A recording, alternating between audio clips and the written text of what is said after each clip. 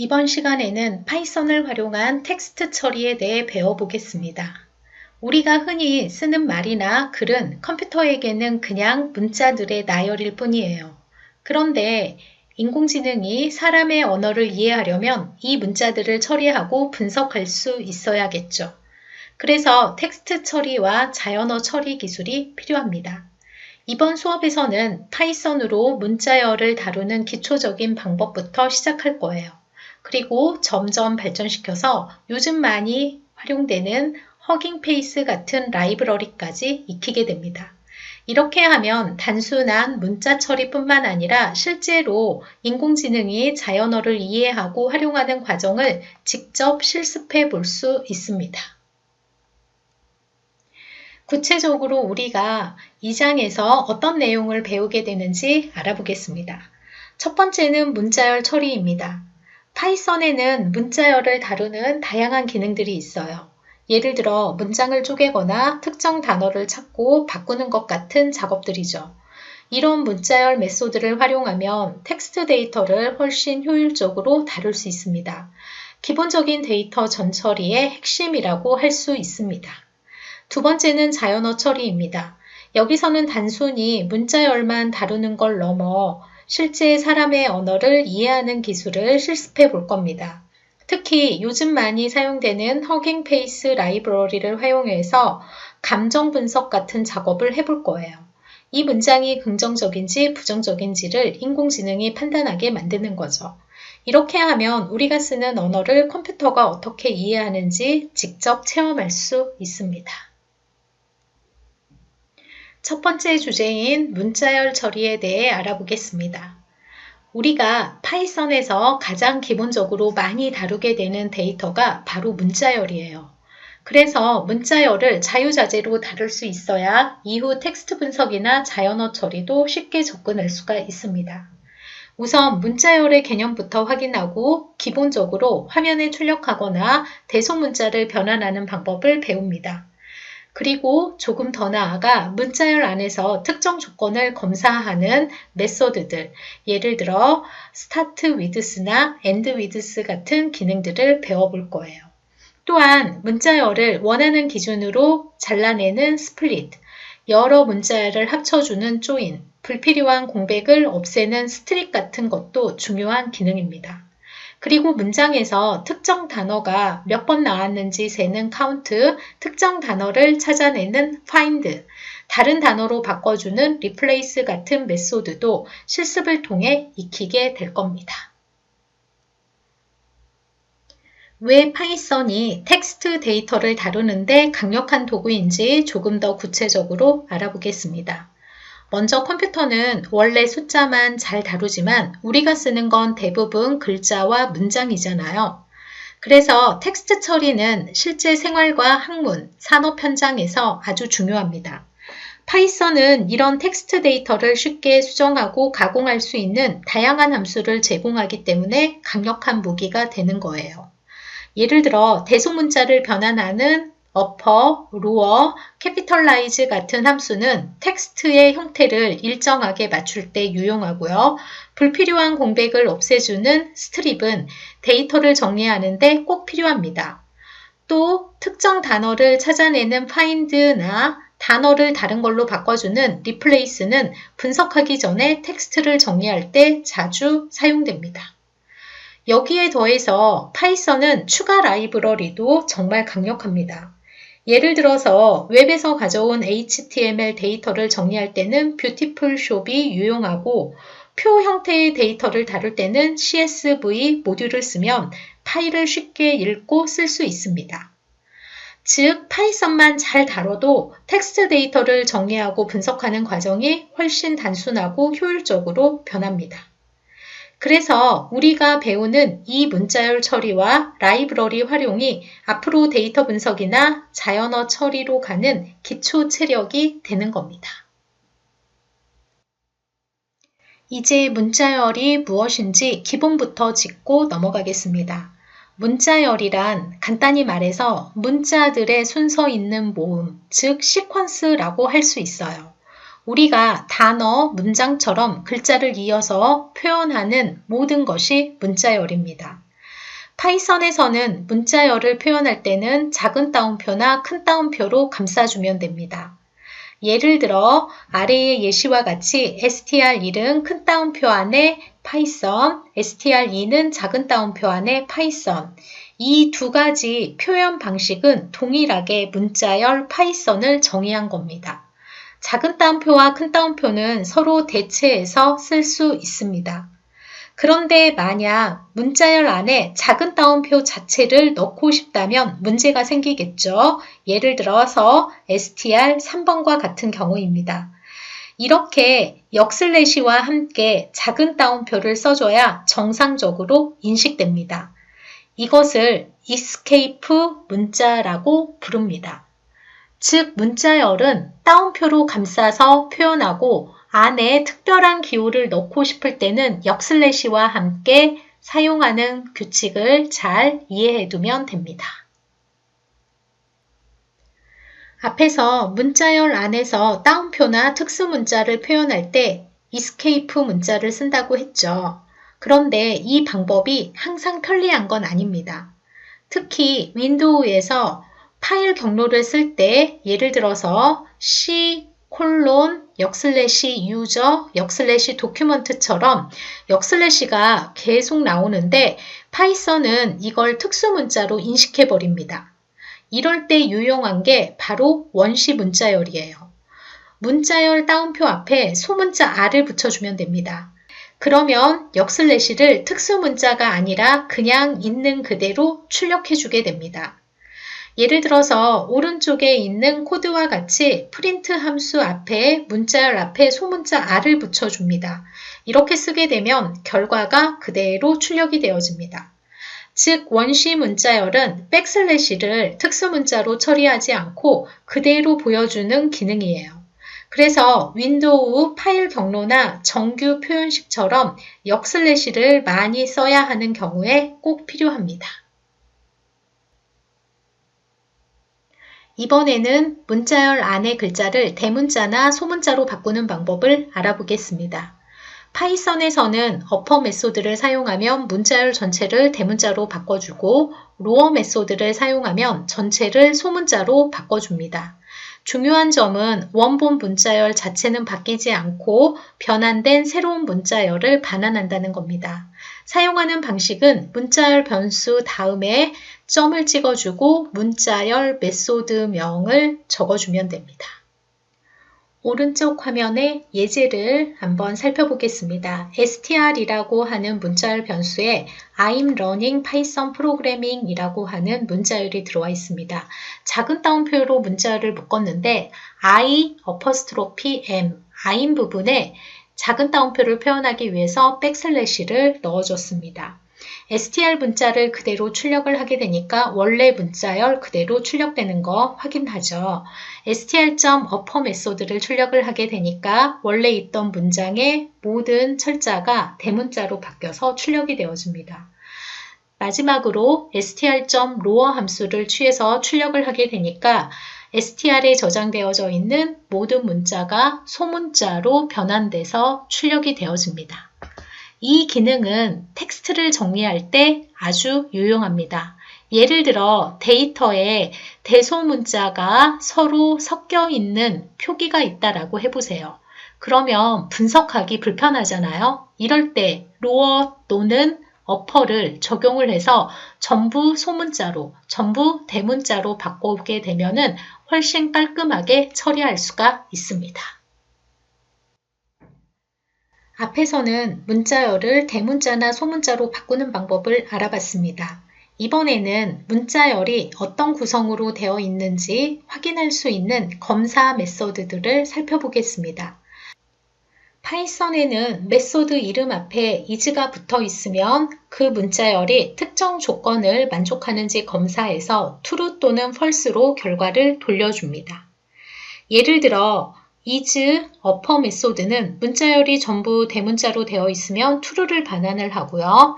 is lower 메소드는 전부 소문자이면 true를 반환을 합니다. is alpha 메소드는 알파벳 문자만 있으면 true를 반환을 합니다. is al num 메소드는 알파벳과 숫자로 되어 있으면 true입니다. is decimal method는 숫자로만 구성되어 있으면 true가 됩니다. is space method는 공백, 탭, 줄바꿈 같은 빈칸 문자만 있으면 true입니다. 이 메소드들을 사용하면 문자열이 어떤 특징을 가지고 있는지 빠르게 확인할 수 있습니다. 예를 들어 사용자가 입력한 값이 숫자로만 되어 있는지 확인하고 싶다면 is decimal 함수를 쓰면 되고 비밀번호 조건에 알파벳과 숫자가 모두 포함되어 있는지 확인할 때는 is al num 메소드를 활용할 수 있습니다. 이처럼 검사 메소드는 데이터를 검증하거나 조건을 걸 때 굉장히 많이 쓰이는 기능입니다. 앞에서 문자열 검사 메소드들을 배웠는데 이번에는 직접 예제를 통해 어떻게 동작하는지 확인해 보겠습니다. 왼쪽에 있는 코드를 보세요. 먼저 문자열이 4개 준비되어져 있습니다. str1은 전부 소문자입니다. str2는 대문자, 소문자가 혼합되어 있고 숫자도 포함되어 있습니다. str3은 전부 숫자로 되어 있고요. str4는 공백 문자가 포함되어 있습니다. 이제 각각의 메소드를 적용해 보도록 하겠습니다. 먼저 첫 번째 str1.isLower 메소드입니다. str1이 전부 소문자냐 물어봤습니다. 소문자이기 때문에 결과는 true입니다. 두 번째 str1.isUpper입니다. str1에 대문자냐 물어봤습니다. str1에는 전부 소문자만 있기 때문에 false의 값이 반환이 되어집니다. 이제 str1은 is alpha 메소드냐라고 물어봤습니다. str1에는 모두 알파벳만 있기 때문에 true의 값이 반환이 되어집니다. str2.isALNUM 메소드를 실행을 했습니다. str2에는 알파벳과 숫자가 포함되어 있기 때문에 true의 값을 반환을 하게 됩니다. str3.isDecimal입니다. str3에는 모두 숫자가 있기 때문에 true의 값을 반환을 합니다. str4.isSpace 메소드입니다. str4에는 공백 문자가 할당이 되어져 있기 때문에 출력 결과는 true가 반환이 되어집니다. 이렇게 검사 메소드를 활용하면 문자열이 어떤 성격을 가지고 있는지 쉽게 확인할 수가 있습니다. 이 기능은 특히 사용자 입력값을 검증할 때 많이 사용이 되어집니다. 앞에서는 문자열이 어떤 성격을 가지고 있는지 검사하는 메소드들을 배웠습니다. 이번에는 문자열이 특정 글자로 시작하거나 끝나는지 확인하는 메소드에 대해 알아보겠습니다.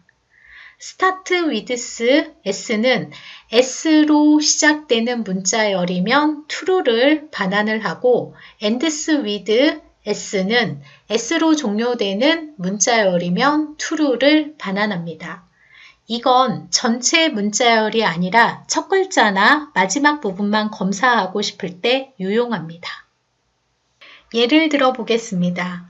왼쪽의 코드를 보세요.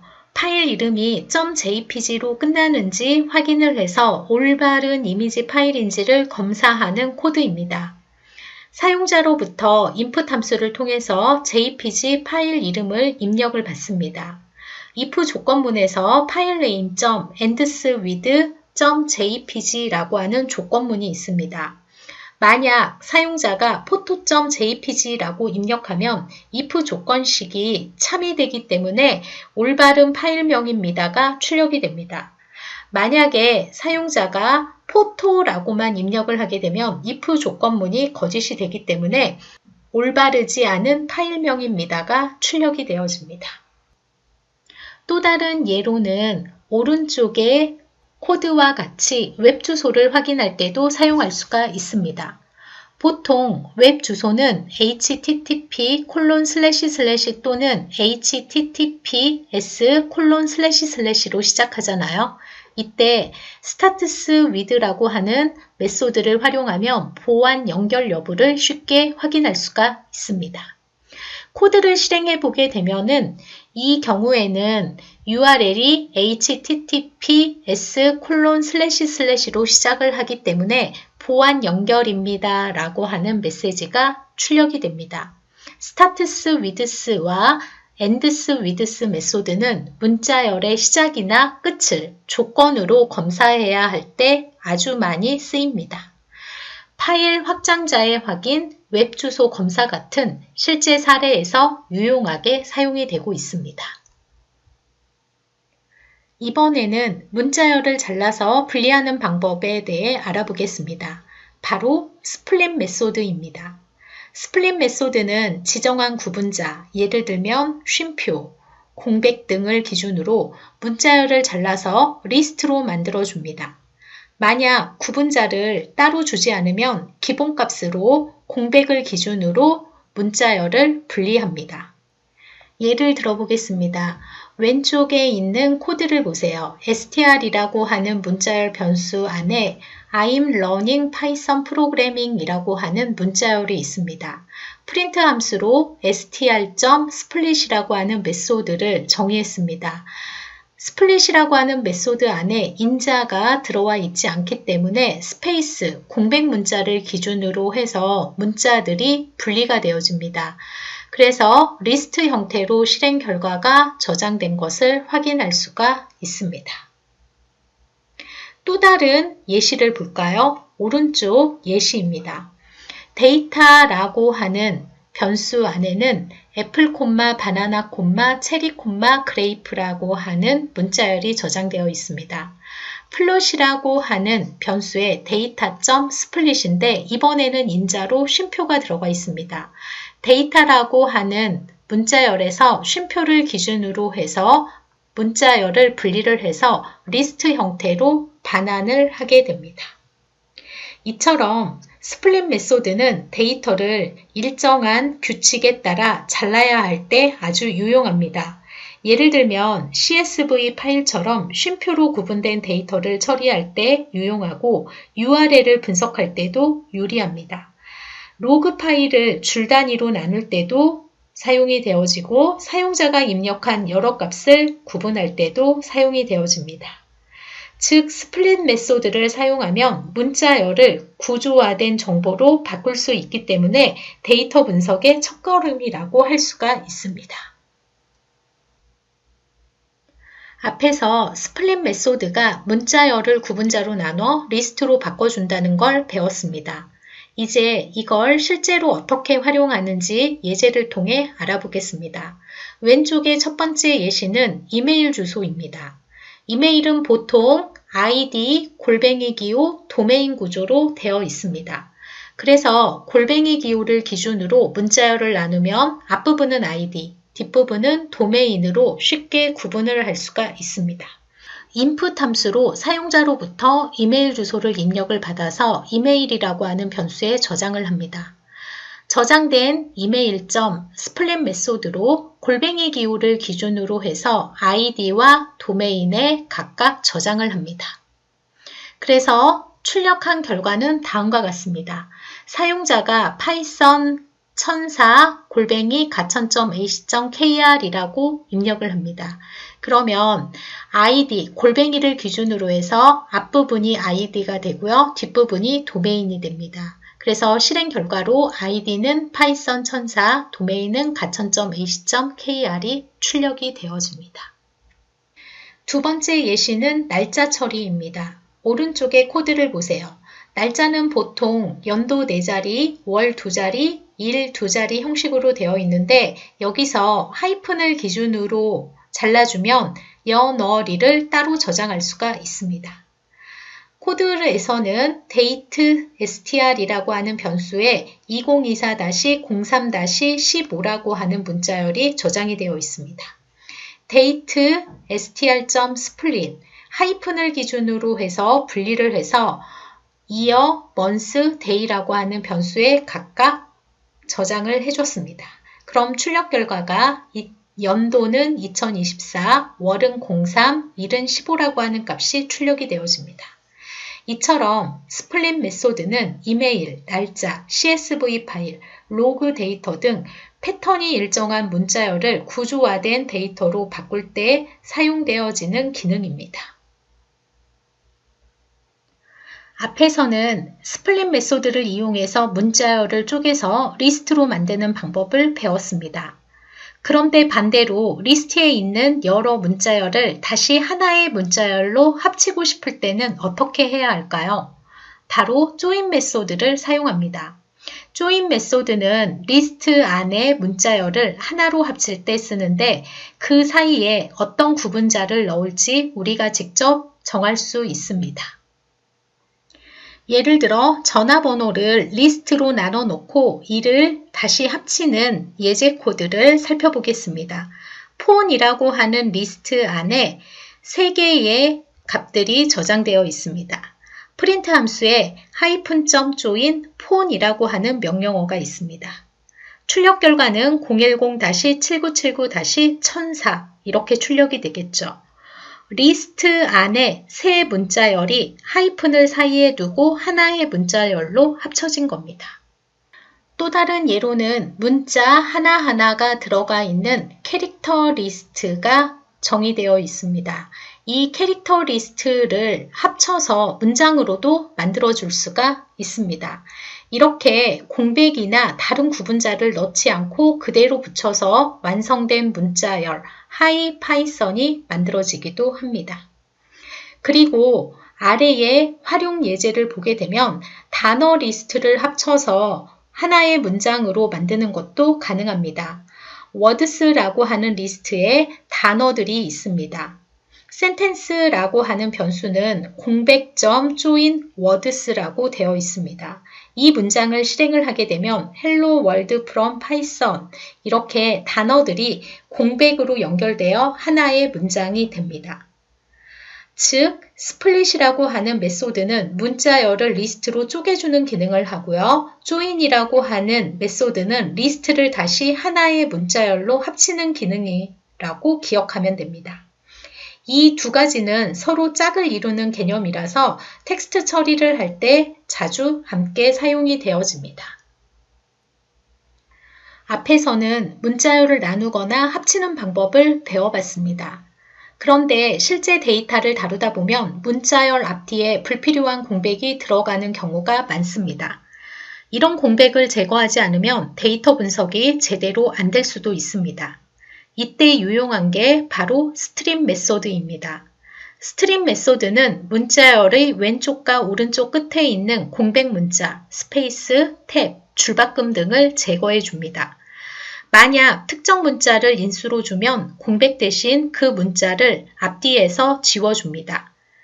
Lstrip 메소드는 왼쪽의 공백만 제거해주고 Rstrip 메소드는 오른쪽에 있는 공백만을 제거할 수가 있습니다. 이와 같이 스트립 메소드를 사용하면 텍스트에 불필요한 앞뒤 공백을 제거해서 데이터를 깔끔하게 정리할 수가 있습니다. 예제를 통해 앞에서 살펴본 공백 문자를 제거하는 스트립 메소드의 활용 예제를 살펴보겠습니다. 첫 번째 코드를 보게 되니까 str1에는 하이파이썬 느낌표라고 하는 문자열이 저장되어 있습니다. 앞뒤에 공백이 포함되어 있습니다.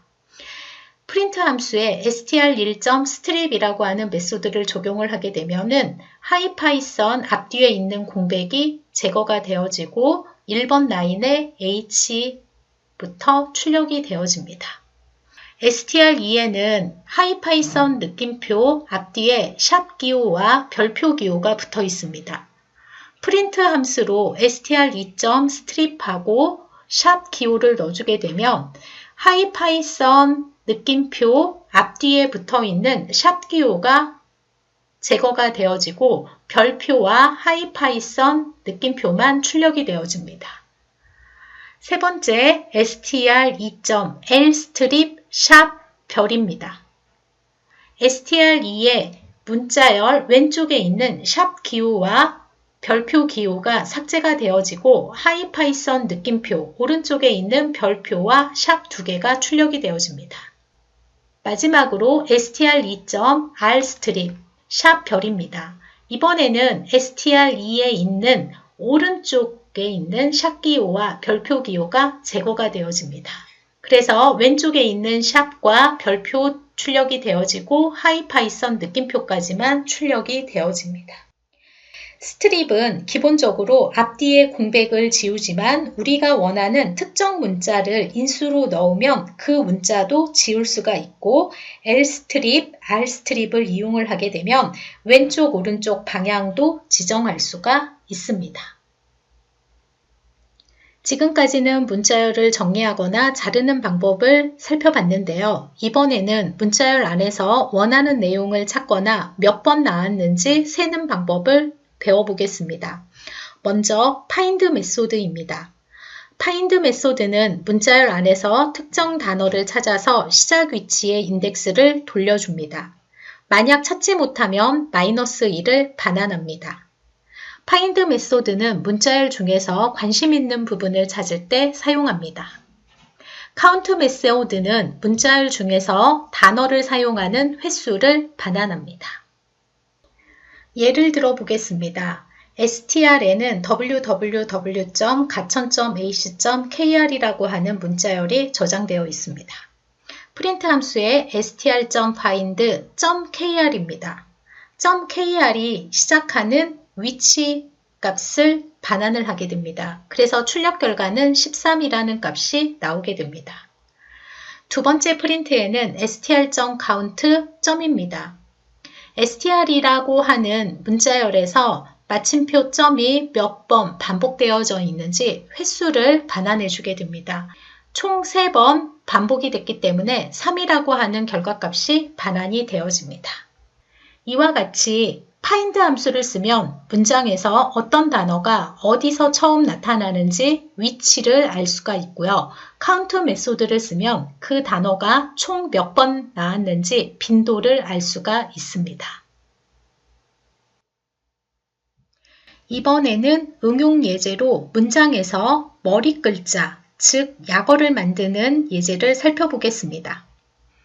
예를 들어 Artificial Intelligence를 줄여서 AI라고 하잖아요. 이런 식으로 각 단어의 첫 글자만 뽑아서 새로운 문자열을 만드는 겁니다. 먼저 코드를 보겠습니다. str은 사용자가 입력한 문자열을 저장하는 변수입니다. result라고 하는 변수에는 값이 저장되어 있지 않습니다. for 반복문입니다. 사용자가 입력한 문자열을 str.upper 먼저 대문자로 바꾼 뒤에 .split입니다. 공백을 기준으로 해서 단어를 나눕니다. 각 단어를 첫 글자를 result, 결과가 저장되어지는 변수에다가 대입을 해주게 됩니다. 이와 같은 방식으로 첫 글자만 모아가지고 result, 결과를 만들어주기 때문에 문자열을 입력하세요 라고 하는 실행 결과에서 Artificial Intelligence라고 하는 문자열을 입력을 하게 되면 실행 결과로 대문자 AI만 출력이 되어집니다. 왜냐하면 입력받은 문자열을 먼저 대문자로 바꿉니다. upper 메소드를 이용을 해서 그리고 공백을 기준으로 단어를 나누고요. 스플릿이라고 하는 메소드입니다. 각 단어의 첫 글자, word 대괄호 안에 0입니다. 이 첫 글자만 모아서 result라고 하는 변수에 저장을 합니다. 이거를 반복문을 조합을 하게 되면 머리 글자만 추출할 수가 있습니다. 이 개념은 이름에서 이니셜을 뽑을 때도 그대로 활용할 수가 있게 됩니다. 앞에서는 문자열에서 특정 단어를 찾거나 개수를 세는 방법을 배웠습니다. 그런데 만약 그 단어를 다른 단어로 바꾸고 싶을 때는 어떻게 해야 할까요? 이럴 때 사용하는 게 바로 replace 메소드입니다. replace 메소드에는 두 개의 인자가 들어갑니다. 첫 번째 인자는 바꿀 대상이고 두 번째 단어는 새 단어입니다. 이와 같은 형식으로 쓰게 되면 문자열 안에서 지정한 단어를 원하는 단어로 교체해 줍니다. 원본 문자열은 그대로 두고 새로운 문자열을 반환하는 특징을 가집니다. 예를 들어 보겠습니다. str이라고 하는 문자열에는 hiPython이라고 하는 문자열이 있습니다. 프린트 함수에 str.replace hi, hello라고 되어 있습니다. str에 있는 hi라고 하는 문자열을 hello라고 하는 문자열로 교체를 하겠다라는 겁니다. 그래서 출력 결과는 hello python 느낌표가 출력이 되어집니다. 이처럼 replace 메소드를 활용하면 텍스트 안에 특정 단어나 패턴을 손쉽게 교체할 수 있습니다. 활용 사례는 굉장히 다양합니다.